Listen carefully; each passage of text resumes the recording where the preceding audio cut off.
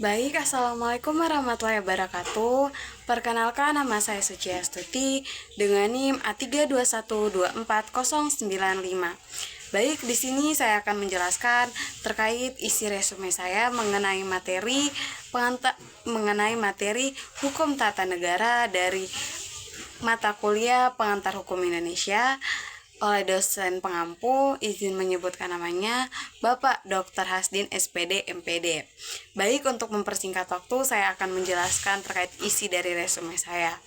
Nah, di mana itu pertama-tama saya akan menjelaskan pengertian atau definisi dari hukum tata negara.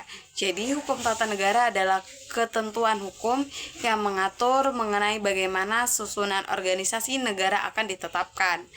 Jadi, hukum tata negara itu dapat mempelajari yang pertama, pembentukan jabatan-jabatan susunan atau struktur negara, lalu penunjukan penjabat-penjabatnya, lalu kekuasaan atau kewibawaan, hak dan kewenangan yang berkaitan dengan jabatan tersebut. Lalu yang terakhir itu lingkup wilayah dan lingkup pribadi yang mendapat limpah tugas dengan kewenangan. Lalu selanjutnya itu kita akan beralih pada pertanyaan-pertanyaan yang menjadi bahan diskusi kami tadi dari materi ini. Jadi ada beberapa yang dapat saya rangkum. Yang pertama itu, bagaimana efektivitas sistem check and balance dalam mencegah penyalahgunaan kekuasaan. Jawabannya itu, sistem check and balance di Indonesia berfungsi mencegah perlindungan kekuasaan dengan membagi kekuasaan antara eksekutif, legislatif, dan yudikatif.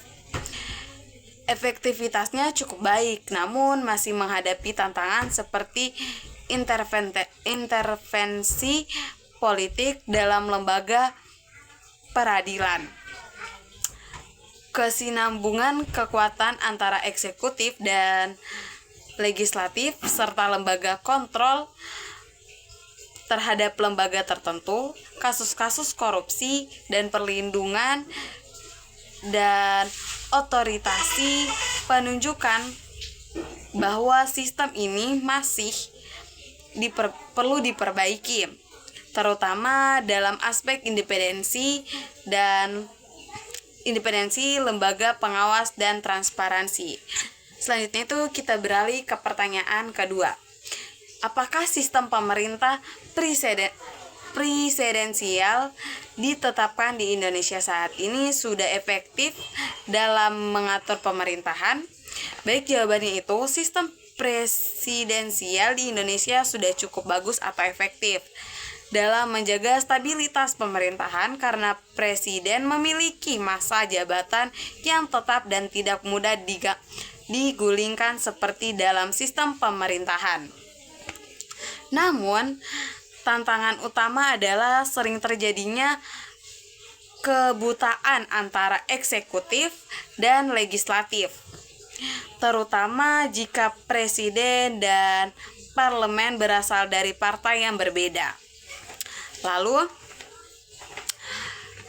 selain itu, sistem ini masih perlu diperkuat dalam hal pengawasan dan presiden tidak bertindak sewenang-wenang.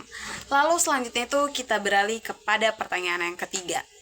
Nah, isi pertanyaan ketiga itu, apakah negara dengan sistem kerajaan tidak menggunakan hukum tata negara?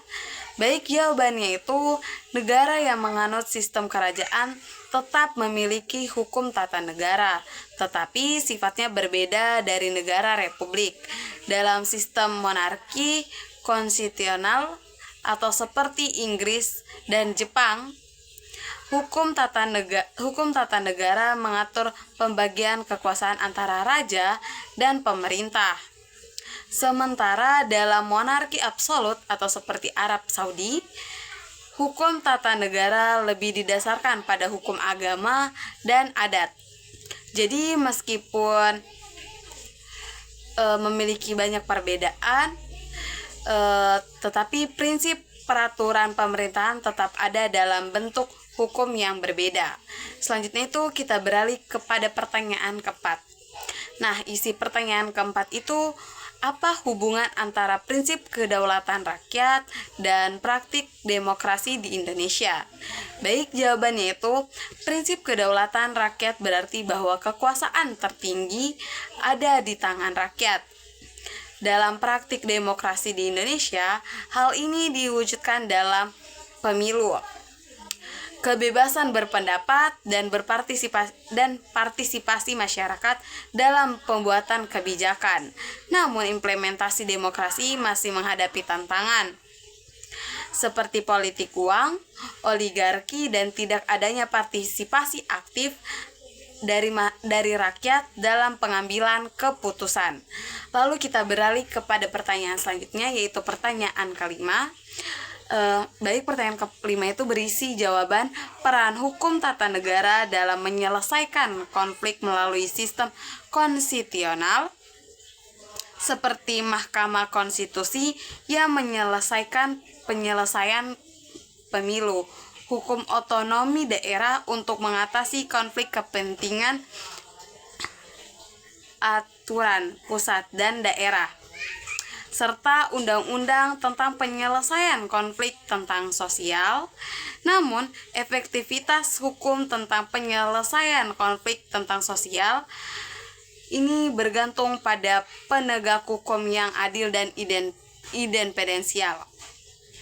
Selanjutnya itu kita beralih pada pertanyaan ke-6 atau menjadi pertanyaan terakhir dari topik kita kali ini, yaitu apa dasar filosofi yang mendasari pembagian kekuasaan dalam sistem pemerintahan dan apakah pembagian ini sudah mencerminkan keadilan dan kebenaran? Baik, saya akan menjawab pertanyaannya itu. Ya, pertanyaannya itu pembagian kekuasaan didasarkan pada pemikiran Montesquieu tentang wewenang atau bisa disebut dengan trias politika. Nah, trias politika ini itu berguna atau guna mencegah wewenang. Filosofi ini bertujuan untuk menciptakan keadilan dengan membagi tugas antara legislatif, eksekutif, dan yudikatif. Namun dalam praktiknya pembagian ini tidak selalu mencerminkan keadilan, terutama jika ada dominasi satu lembaga terhadap yang lain atau jika sistem hukum tidak berfungsi secara independensi.